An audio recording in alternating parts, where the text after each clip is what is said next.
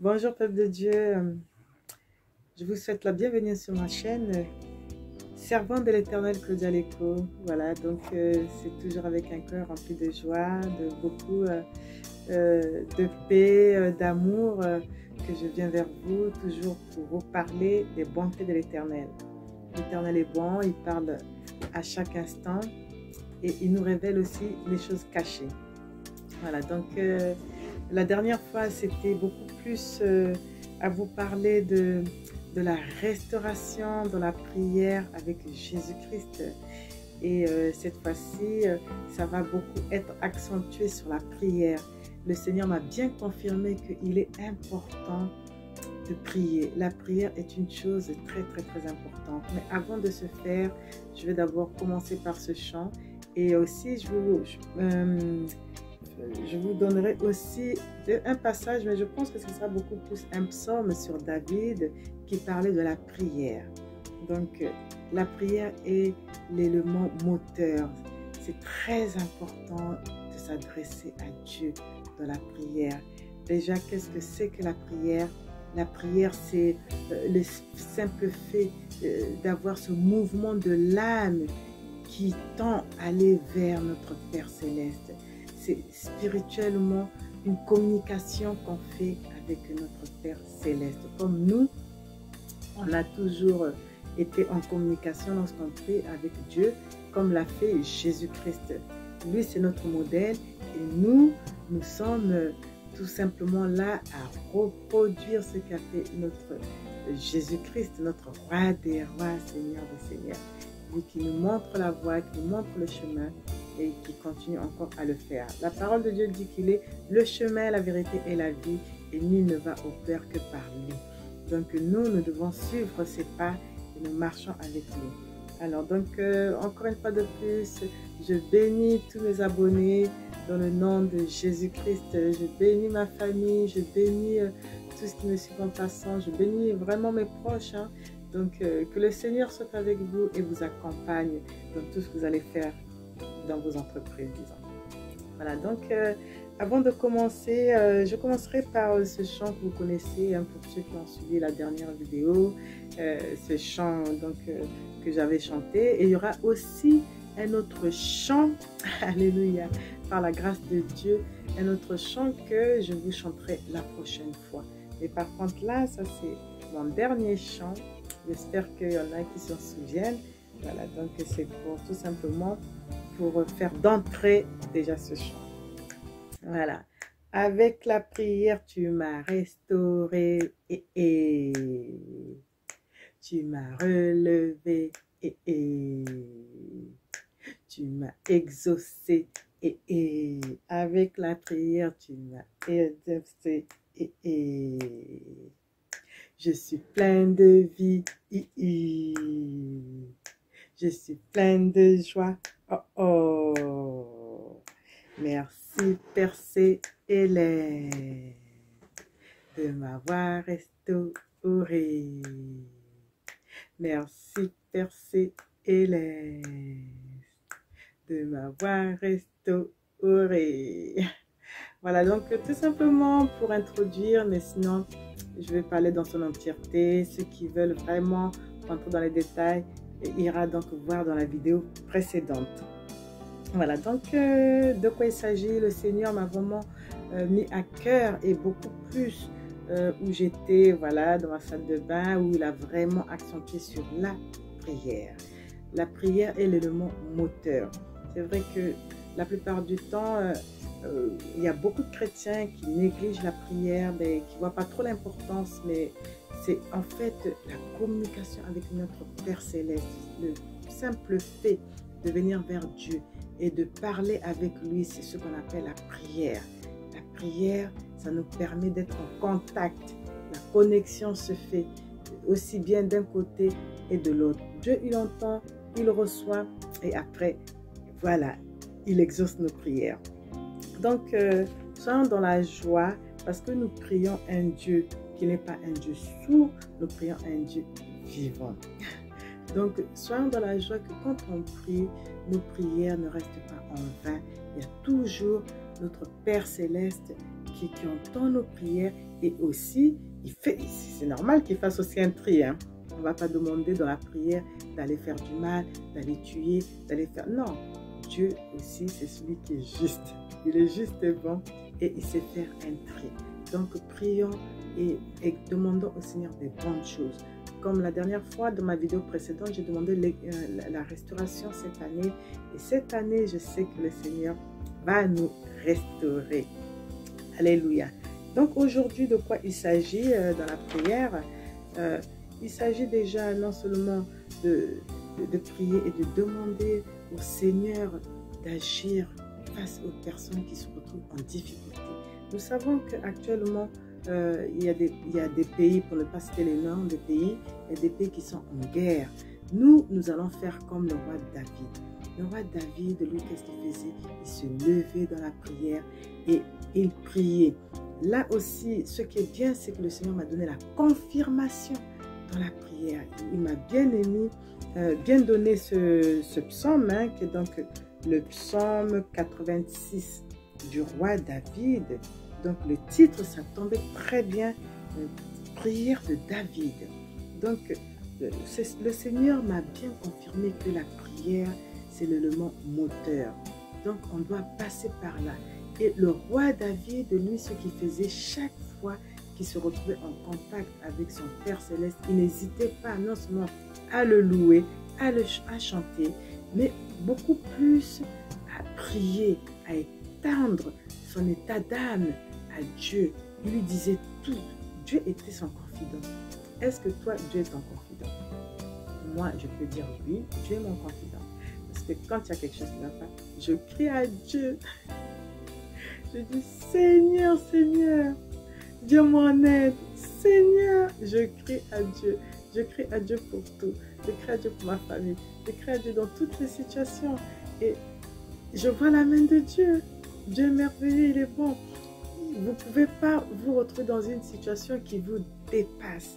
Une situation où vous ne trouvez aucune solution et rester calme. Non, ce n'est pas possible. Nous avons un Dieu, un Père Céleste qui prend soin de nous. Et nous avons un avocat qui plaide pour nous auprès du Père. Cet avocat, c'est Jésus-Christ. Alors, lorsque l'on prie, lui, qu'est-ce qu'il fait? Il emmène notre sujet auprès du Père. Il plaide pour nous. Alléluia. Il plaide pour nous.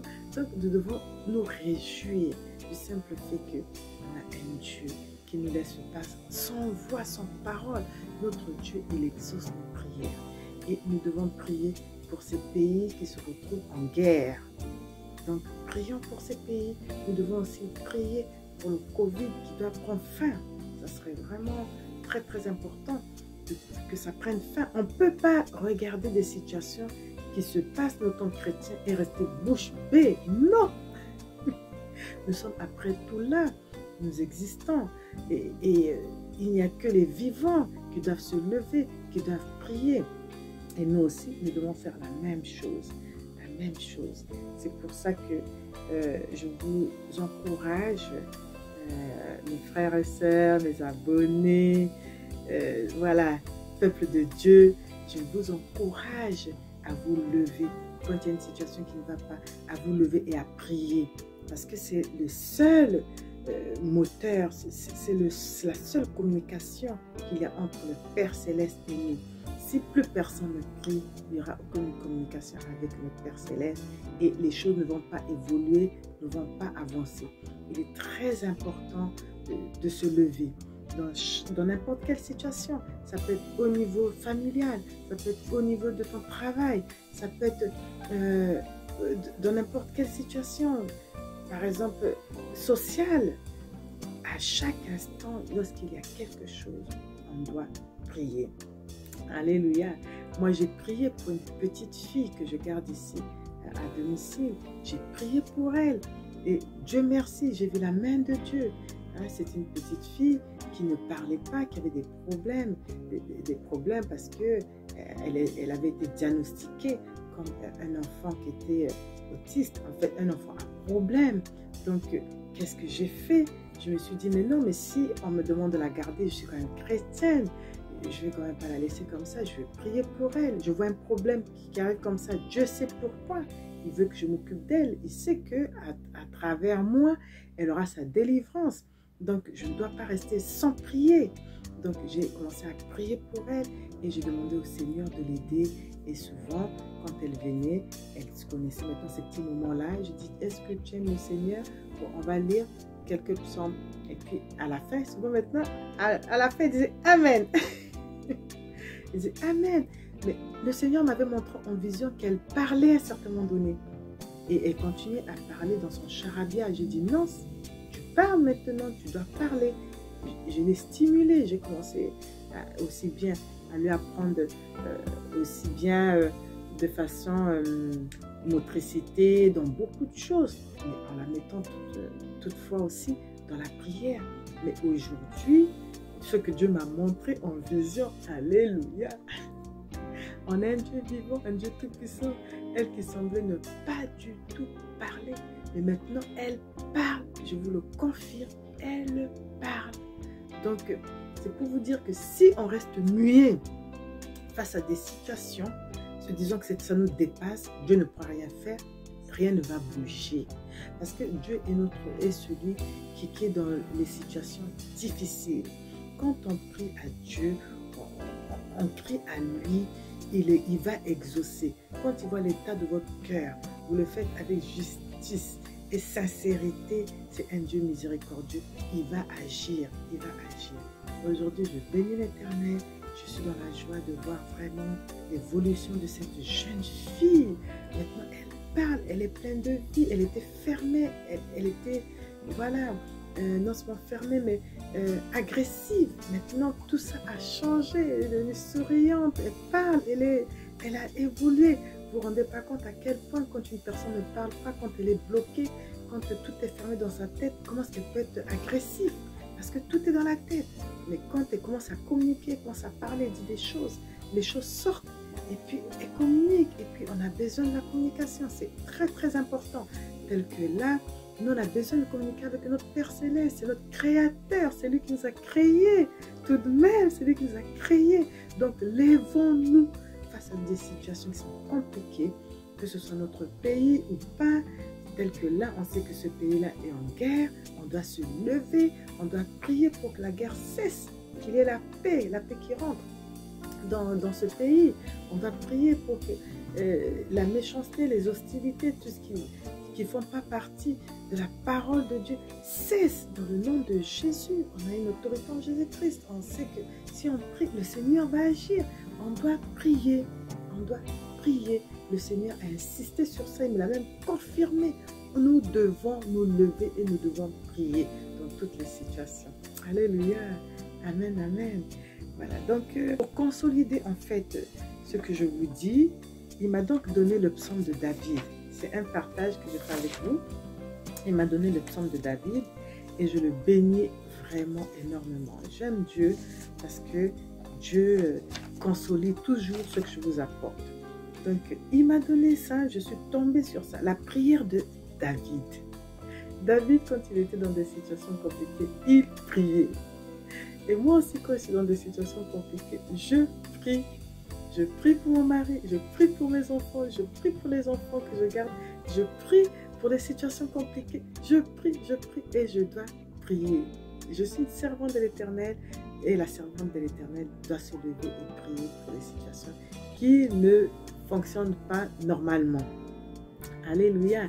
Et vous aussi, je vous encourage à le faire parce que Dieu aussi, il compte sur vous. Vous savez que la parole du juste a une grande efficacité devant Dieu.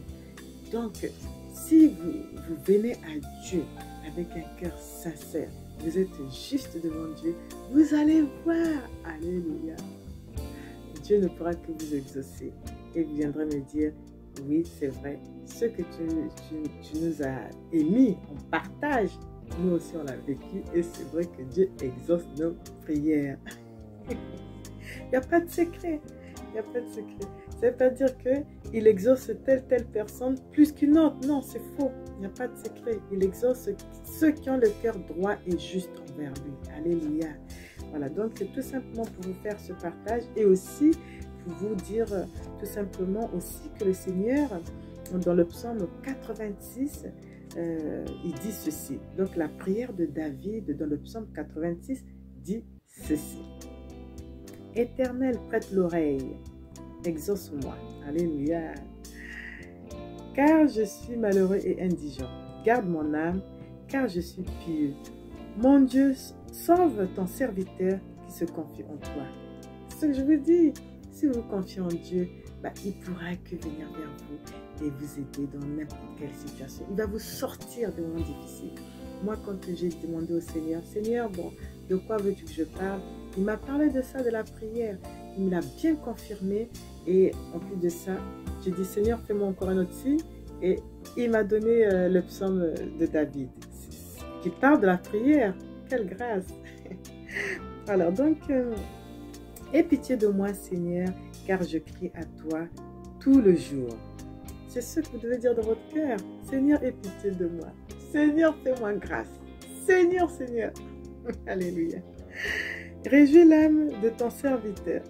Car à toi, Seigneur, je lève mon âme, car tu es bon, Seigneur, tu pardonnes. Ça, c'est vrai. Dieu est bon, il pardonne.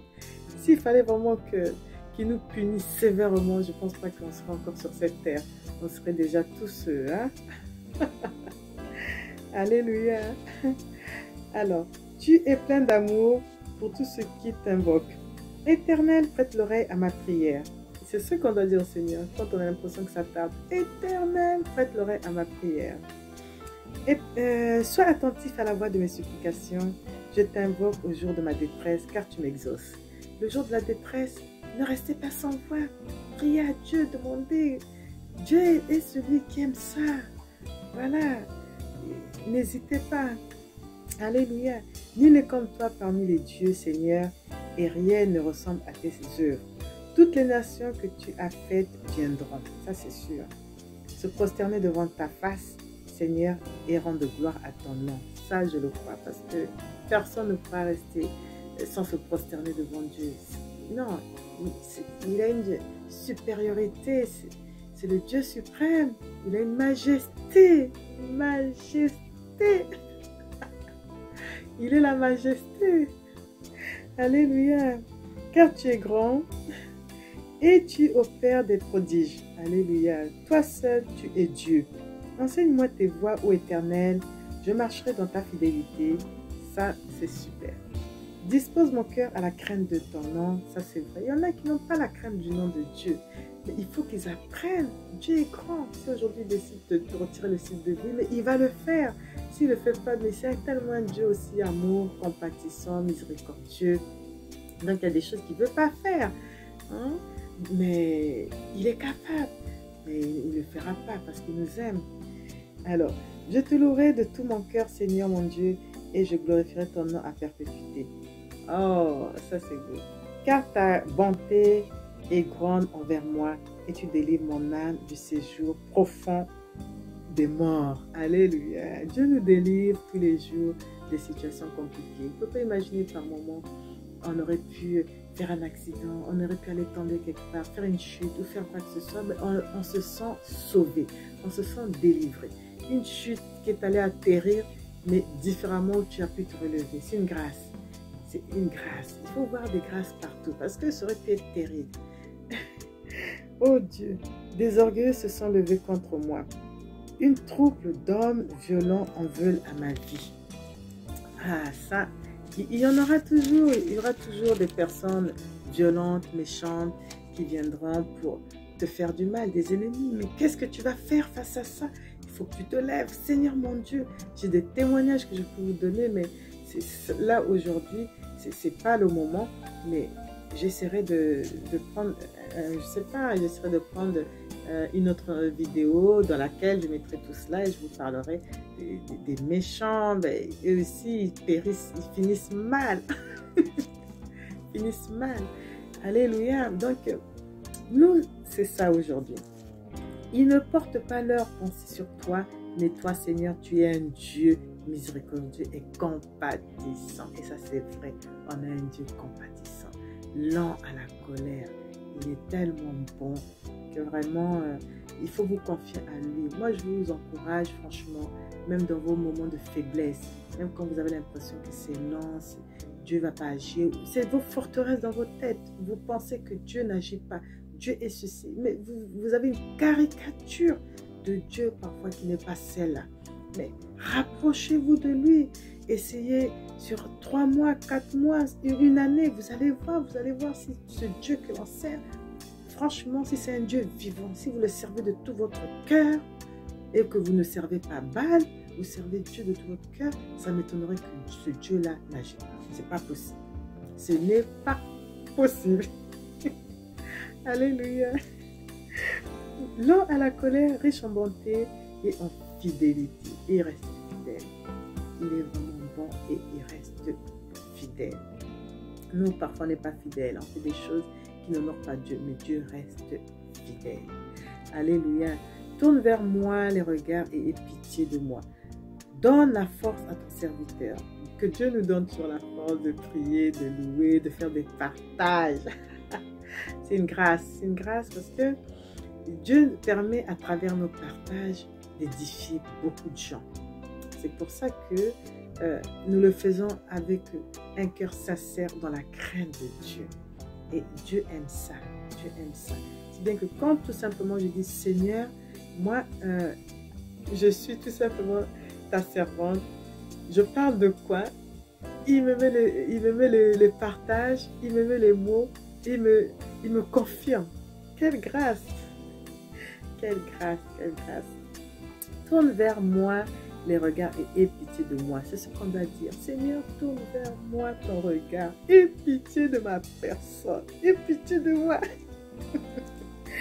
Si tu dis ça au Seigneur, il aura pitié. Il aura compassion. Combien de fois on ne fait pas des erreurs? Combien de fois on n'agit pas mal? On n'est pas pur parfois. Hein? Mais on s'accroche pour le devenir. On s'accroche pour changer. On s'accroche. Mais combien de fois parfois Dieu doit se dire, mais qu'est-ce qu'ils sont têtus? Les humains que j'ai créés. Ouf! Mais il ne perd pas patience. C'est un Dieu de patience. Un Dieu miséricordieux. Il prend soin de nous. Il veut nous voir changer. Il veut, même si ça va être sur du long terme, mais il est prêt à miser sur nous pour que l'on change, justement, pour ne pas qu'on aille échouer après en enfer. Une âme pour Dieu, c'est quelque chose qui compte. Une âme pour Dieu, c'est quelque chose qu'il chérit. Alléluia. Il ne va pas voir une âme aller se perdre sans pourtant qu'il lui ait parlé 1 fois, 2 fois, 3 fois, 4 fois, 5 fois, même plusieurs fois. Il va tout faire pour intervenir. On est un Dieu lent à la colère, compatissant. Et il va prendre son temps. Il reste fidèle. Fidèle. Donc, nous, on n'est pas comme ça. Nous, on marche différemment, selon la chair. Mais demandons à Dieu. Dieu aide-nous à marcher selon l'esprit et non selon la chair. Il y a des choses qu'on doit demander au Seigneur parce que par nous-mêmes, ce n'est pas possible. Non, c'est quasiment pas possible.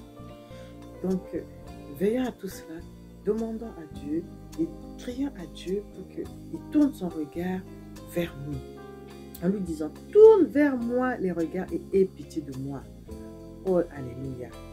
Vraiment, ce psaume-là m'a parlé. Dès que le Seigneur me l'a donné, aïe, mon premier, ça m'a parlé. Ça m'a beaucoup parlé. Donne la force à ton serviteur, ça c'est vrai, et sauve le fils de ta servante. Opère un signe en ma faveur, que mes ennemis le voient et soient confus. Alléluia. Nos ennemis vont voir, ils vont être confus. De voir tout ce que Dieu fait pour nous. Parce que Dieu est un Dieu que quand tu te répands, il vient à toi. Il nous aime, il nous aime. Car tu me secours et tu me consoles, ô Éternel.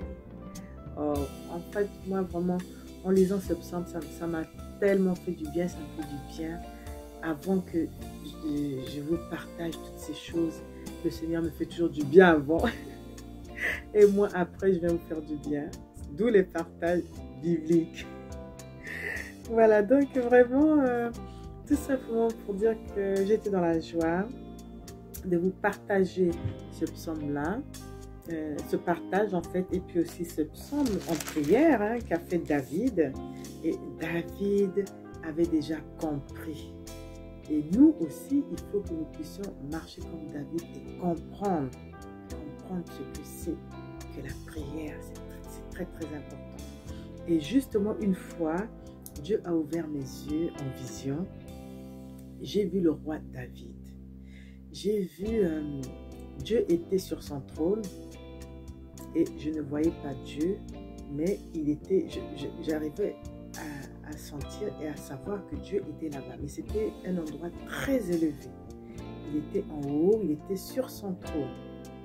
Et je voyais justement, là tout juste en bas, une ou deux marches, il y avait le roi David, mais qui n'était pas complètement sur les marches, qui était tout juste en bas.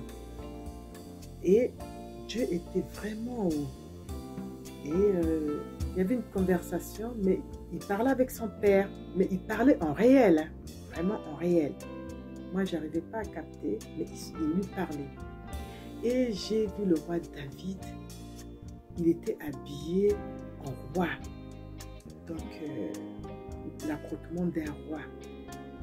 Les habits de l'époque, mais ça faisait comme une sorte de jupe, mais c'était des habits de l'époque. Et il était bien habillé. Et il était jeune. C'est pas un roi David que l'on voit vieux.